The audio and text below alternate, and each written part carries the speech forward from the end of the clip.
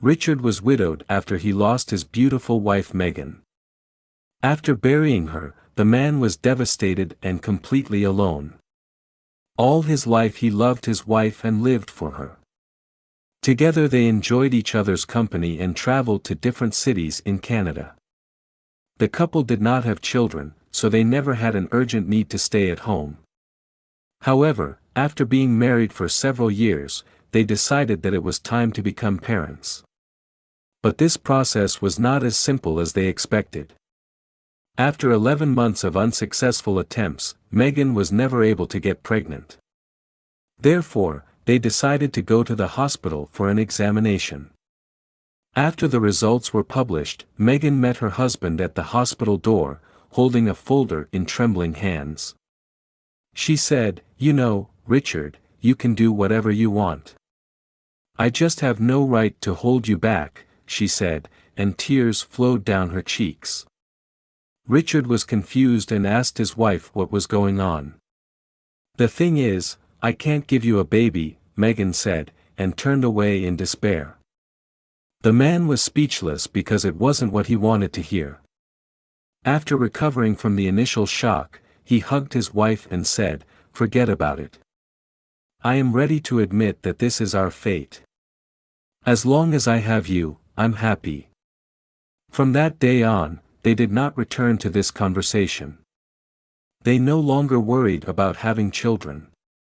Most likely, they lived for themselves and enjoyed their lives for many years. When Megan was in her 60s, she and her husband went on one of their long trips to another city. Unfortunately, a few days later, the woman began to have a severe cough. But what could be wrong with her? Richard thought it might be an allergic reaction. His wife was allergic to cats, and one of the neighbors in the house they rented had a cat with kittens. So they returned to their home in Toronto, where there were no animals. However, Megan's health has not improved. 2 days later, Richard took his wife to the hospital. When they arrived there, the head doctor shook his head and said that his wife had developed a disease called sarcoma. Sarcoma is a type of cancer that begins in the bones and soft tissues of the body. The disease spread quickly, and doctors could do nothing to save Megan. She died in hospital a week later. Heartbroken, Richard did not know how to live without the woman he had loved for most of his life. After her funeral, he was left all alone, living in the house they built together. He was now in his 70s, and he was already retired. One cold evening, he was sorting through the papers and saw the very folder that his wife was holding in her hands on the day she found out that she could not have a child. For many years, he had not looked in there and did not know what was inside. Richard couldn't understand why his wife kept this file. Out of curiosity, he looked inside and was shocked by what he found. You see, it turned out that Megan wasn't infertile. It was Richard who had health problems. At first, he was angry that she had hidden the truth from him. How could she lie to him? A few moments later, he began to cry, realizing that he had deprived her of the right to be a mother. If only she would talk to me, we could find a way out. We could adopt a child or try artificial insemination, the elderly man said, crying non-stop. However, Richard forgave her and went to her grave every morning. There he watered the flowers and cleaned the grave. For no particular reason, he found pleasure in it. One morning the old man decided to walk around the cemetery. The old man patiently examined various tombstones and imagined what these people were like during their lifetime. Suddenly he stopped at one of the fresh graves. Usually, fresh graves were covered with flowers by grieving relatives and friends. However, there were no flowers on this grave. It just had a wooden cross and a pencil, engraved name, Ella Roberts, written without a date. Hi, Ella. I wonder what you were like when you were alive and how old you were, the elderly man said to himself. Suddenly, he heard a sound from the ground. At first he didn't understand where it was coming from. He looked around, but there was no one around. It was at this moment that he realized that the grinding sound was coming from under that fresh grave. Startled, he looked around again and found an old shovel thrown nearby. The old man picked it up and started digging. As he continued to dig, the scream grew louder. As soon as Richard opened the coffin, he threw the shovel away in shock. Right in front of him was an elderly woman, and next to her were two small children, a boy and a girl. Both babies were crying and barely breathing.